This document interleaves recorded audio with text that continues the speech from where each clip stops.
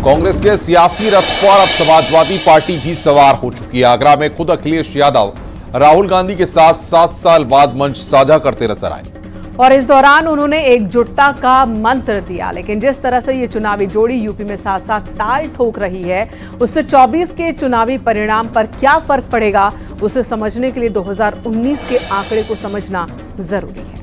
क्योंकि 2019 के लोकसभा चुनाव में बीजेपी को वोट प्रतिशत करीब 50% रहा था। वहीं उत्तर प्रदेश केरल में वोट प्रतिशत में बीएसपी दूसरे नंबर पर थी।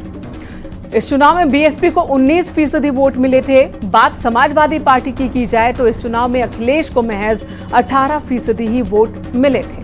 तो वहीं कांग्रेस पार्टी को उत्तर प्रदेश में सिर्फ 6% ही वोट मिले। यानी कि अगर कांग्रेस और समाजवादी पार्टी के वोट को जोड़ दें तो यह आंकड़ा 24% हो जाता है, जो बीजेपी के मुकाबले बहुत कम है। बावजूद इसके 2 लड़के एक साथ मैदान में हैं। इसी पर दिखा कोई रिपोर्ट।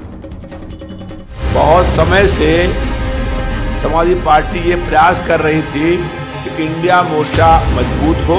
ये मोर्चा मजबूत कर लिया है। माननीय मोदी जी के नेतृत्व में इस समय कमल प्रचंड बहुमत के साथ 2024 में खेलने के लिए तैयार है। हर बूथ से एक ही आवाज है, कमल का फूल और नरेंद्र मोदी जी, बाकी सब कुछ जाओ भूल।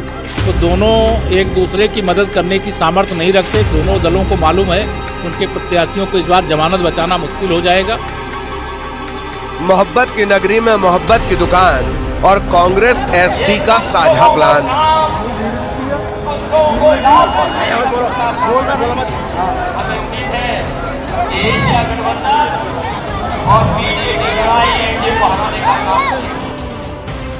उस संग्राम के लिए है जिसमें 80 सीटों का विशाल लक्ष्य है।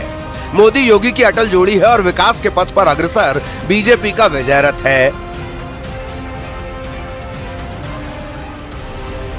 उस विजय रथ को रोकने के लिए एक बार फिर उत्तर प्रदेश से कोशिश हो रही है।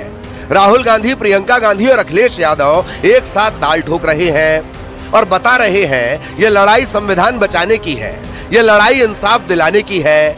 लेकिन अभी तक ये तय नहीं हो पाया है कि आखिर मोदी योगी से मुकाबला कैसे और कौन करेगा, विपक्ष से चेहरा कौन होगा।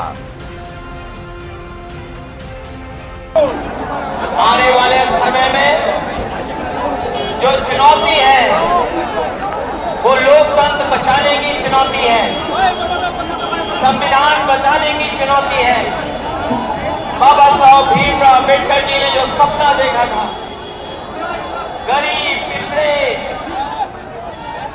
जिनको हक और सम्मान मिलना चाहिए, जो हिंदुस्तान में नफरत फैलाई गई है, जो भाई को भाई से लड़ाया गया है, जो भाई और भाई को डराया गया है, इसके खिलाफ हमें खड़ा होना है, मिलकर खड़ा होना है।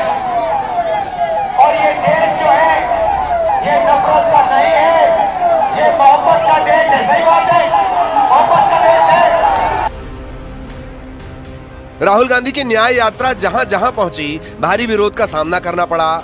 लेकिन अखिलेश के आते ही राहुल की यात्रा को मानो मजबूती मिल गई हो, क्योंकि उत्तर प्रदेश में न्याय यात्रा अपने आखिरी पड़ाव पर है। लेकिन जो संदेश दिए जा रहे हैं उससे तो यही लगता है विपक्षी दल एक बार फिर एकजुट होने के लिए साथ साथ आ रहे हैं।